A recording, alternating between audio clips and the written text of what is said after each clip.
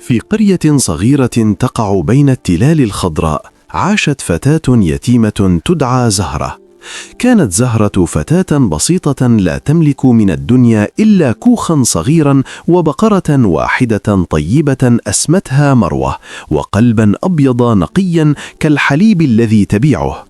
مات والدها وهي صغيرة، فترك لها هذه البقرة التي أصبحت كل عالمها، وكانت صديقتها التي تشكو لها همومها ومصدر رزقها الوحيد.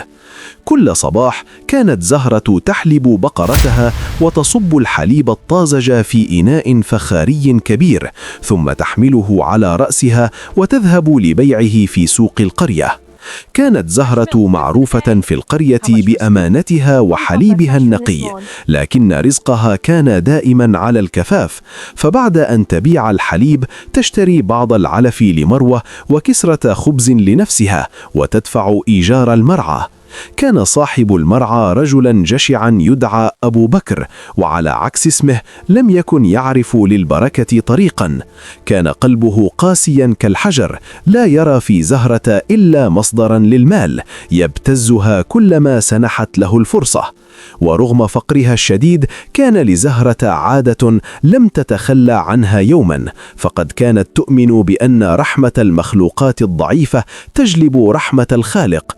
فبعد أن تنتهي من بيع حليبها كانت دائما تترك القليل منه في قاع الإناء وتسكبه في صحن صغير تضعه في زقاق خلف السوق لتشرب منه قطط الشارع الجائعة. كانت تجد سعادة كبيرة وهي ترى تلك المخلوقات ترتوي من رزقها القليل.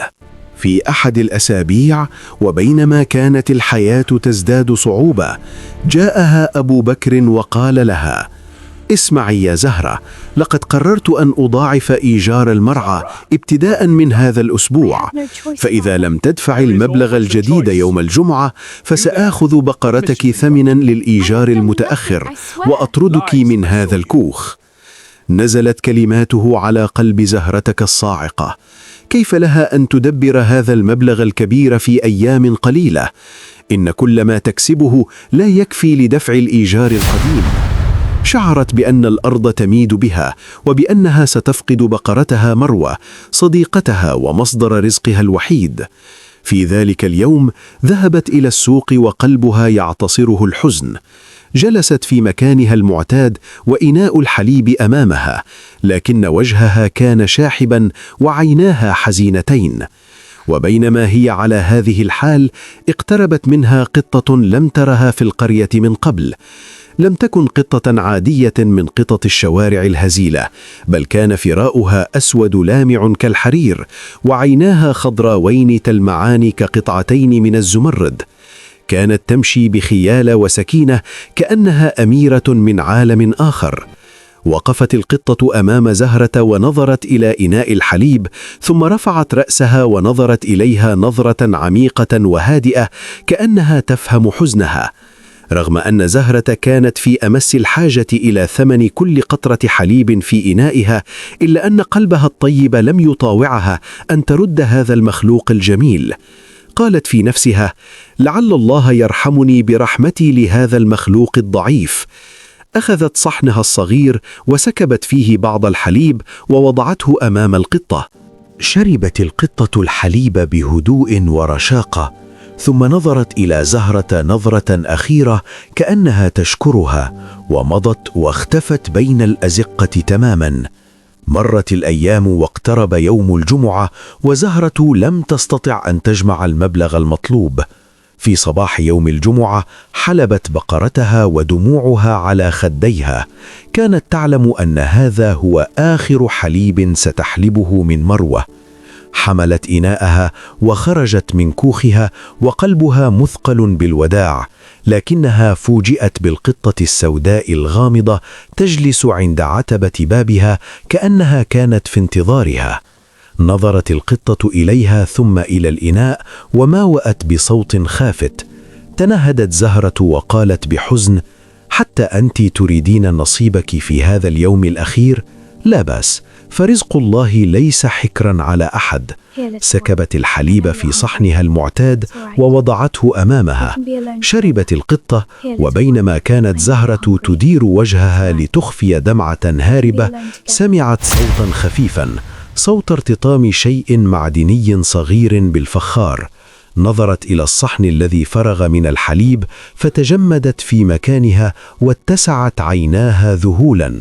في قاع الصحن كانت هناك قطعة نقدية ذهبية لامعة تتلألأ في أشعة شمس الصباح. رفعت زهرة القطعة الذهبية بيد مرتعشة. لم تر في حياتها دينارا ذهبيا من قبل. نظرت حولها تبحث عن القطة، لكنها كانت قد اختفت كعادتها. لم يكن هذا حلما، إنها قطعة ذهبية حقيقية، ثمنها يفوق الإيجار الذي يطلبه أبو بكر بعشرات المرات. أمسكت زهرة بالقطعة الذهبية وشعرت بدفئها يسري في يديها الباردتين. لم تكن مجرد قطعة نقدية، بل كانت وعدا بفجر جديد ومكافأة من السماء على قلب لم ينسى الرحمة حتى في أحلك أوقاته.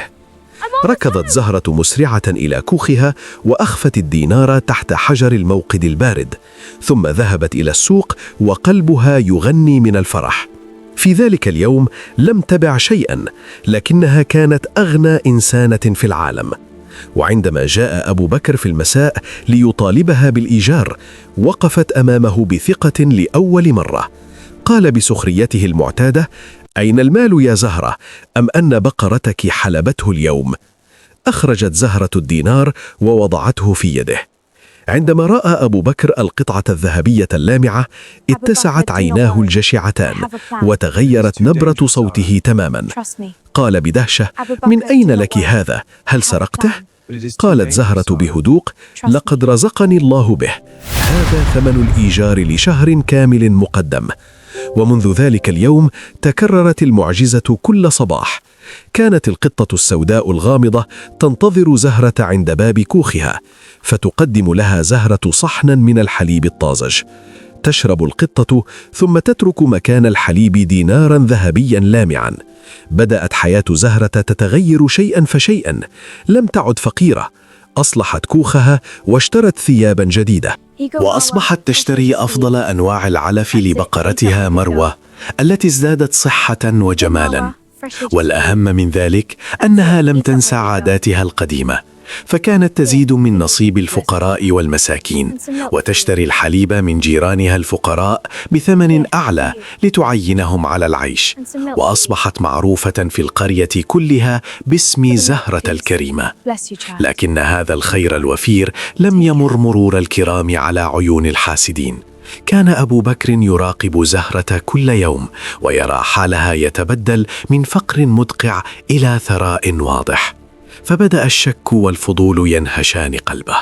كيف لهذه الفتاة اليتيمة أن تصبح ثرية بين ليلة وضحاها؟ لابد أن هناك سرا وراء ذلك. قرر أبو بكر أن يكتشف السر بنفسه. في فجر أحد الأيام وقبل شروق الشمس، تسلل إلى كوخ زهرة واختبأ خلف كومة من القش. رأى زهرة وهي تخرج من كوخها، ورأى القطة السوداء الأنيقة تقترب منها. رأى بعينيه المشهد العجيب: زهرة تسكب الحليب والقطة تشرب. وبعد أن دخلت زهرة إلى الكوخ، وضعت القطة شيئا لامعا في الصحن قبل أن تختفي. خرج أبو بكر من مخبئه وركض نحو الصحن، فوجد فيه دينارا ذهبيا لا يزال دافئا. اشتعلت نار الطمع في قلبه حتى كادت تعميه. قال في نفسه: إذن هذا هو السر، قطة سحرية تبيض ذهبا. هذه القطة لا تستحقها فتاة فقيرة مثلها، أنا من أستحق هذه الثروة. وفي اليوم التالي أحضر شبكة قوية واختبأ في نفس المكان. وعندما جاءت القطة كعادتها وقبل أن تصل إلى يد زهرة، انقض عليها أبو بكر وألقى عليها الشبكة. حاولت القطة أن تفلت وخدشته بمخالبها الحادة، لكنه أحكم قبضته عليها ووضعها في كيس من الخيش وركض بها إلى بيته. أغلق الأبواب والنوافذ وأخرج القطة من الكيس ووضع أمامها أكبر إناء لديه مليئا بأفضل الحليب. قال لها بجشع: اشربي أيتها القطة الجميلة، اشربي واملئي هذا الإناء بالذهب. نظرت إليه القطة بعينيها الزمرديتين، لكن نظرتها هذه المرة كانت باردة حادة كالسيف. لم تلمس الحليب، بل جلست في زاوية الغرفة تنظر إليه في صمت. انتظر أبو بكر ساعات طويلة دون فائدة.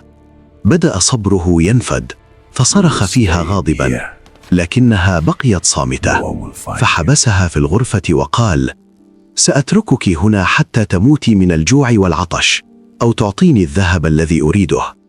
في تلك الأثناء خرجت زهرة كعادتها وانتظرت القطة، لكنها لم تأتي. انتظرت طويلا حتى أشرقت الشمس دون جدوى. شعرت بقبضة باردة تعتصر قلبها. أدركت أن مكروها قد أصاب صديقتها الغامضة. مرت 3 أيام وزهرة لم يغمض لها جفن، تبحث عنها في كل أزقة القرية. وفي اليوم الثالث جلست عند باب كوخها تبكي بحرقة، ليس على الدنانير الذهبية التي انقطعت، بل على صديقتها الوحيدة. وبينما هي كذلك تجمعت حولها قطط الشارع التي كانت تطعمها. اقتربت منها قطة عجوز وتمسحت بثوبها، ثم بدأت تموء وتمشي خطوات قليلة، ثم تنظر إليها كأنها تدعوها لتتبعها. فهمت زهرة الإشارة، فنهضت ومسحت دموعها ومشت خلف القطة العجوز، وتبعتها بقية القطط حتى وصلوا جميعا إلى بيت أبي بكر. كان الباب مغلقا بإحكام، لكن زهرة سمعت من الداخل صوت ضجيج وصراخ غاضب. في الداخل كان أبو بكر قد وصل إلى حافة الجنون. القطة بقيت 3 أيام لا تلمس طعاما ولا شرابا، تجلس في زاويتها وتنظر إليه بعينيها الزمرديتين التي تتقدد شررا باردا. وفي صباح ذلك اليوم لم يعد أبو بكر يحتمل، فصرخ وهو يمسك بعصا غليظة: إما أن تعطيني الذهب الآن أو أقتلك. في تلك اللحظة ولأول مرة نهضت القطة بهدوء ورشاقة، وشربت جرعة واحدة من الحليب الذي كان قد تكدر. تهلل وجه أبو بكر وقال بجشع: أخيرا، هيا، أين الذهب؟ لكن القطة لم تطبع شيئا في الإناء، بل أسقطت على الأرض قطعة فحم سوداء صغيرة. جن جنون أبو بكر وحاول أن يضربها بالعصا، لكن القطة شربت جرعة أخرى وأسقطت قطعة فحم ثانية أكبر من الأولى. ومع كل جرعة تشربها كانت القطعة الفحمية تكبر، وكان الأثاث الفاخر في بيت أبي بكر يتحول إلى غبار أسود، والجدران تتشقق، والذهب الذي كان يدخره في صناديق يتحول إلى حجارة سوداء. لقد كان طمعه الأسود يتجسد أمامه ويلتهم كل ما يملك. في الخارج كانت زهرة تصرخ وتبكي خوفا على قطتها، فتملكتها الشجاعة ودفعت الباب الخشبي القديم بكل قوتها، ففتح لها الباب ورأت المشهد المروع. أبو بكر يقف وسط غرفة كانت جميلة وقد تحولت إلى خراب، وهو يصرخ كالمجنون. القطة السوداء تقف أمامه بشموخ، وما إن رأت زهرة حتى ركضت نحوها وقفزت إلى كتفها. في تلك اللحظة توقف كل شيء. نظر أبو بكر إلى زهرة والقطة على كتفها، وأدرك أنه خسر كل شيء. سقط على ركبتيه وسط الرماد ويبكي نادما، لا على ثروته التي ضاعت، بل على قلبه الذي أضاعه الطمع. خرجت زهرة من البيت المدمر والقطة على كتفها تخرخر بهدوء. عادت إلى كوخها وقلبها يمتزج فيه الفرح بالحزن. وضعت القطة على الأرض وقدمت لها صحنا من الحليب الطازج. شربت القطة لكن هذه المرة لم تضع دينارا ذهبيا، بل نظرت إلى زهرة لأول مرة وتحدثت بصوت آدمي ناعم ورقيق.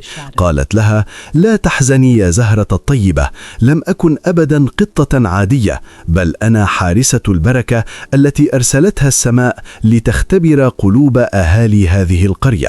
لقد وجدت في قلبك كنزا من الرحمة والقناعة، فكنت أهلا للنعمة.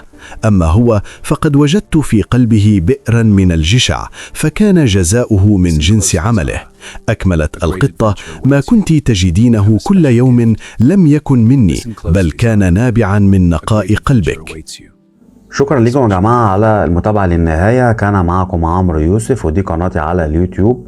ما تنسوش بقى تدعموني بلايك، ويا ريت شير، ويا ريت تكتبوا لي تعليق، واستنوني إن شاء الله في القصة القادمة.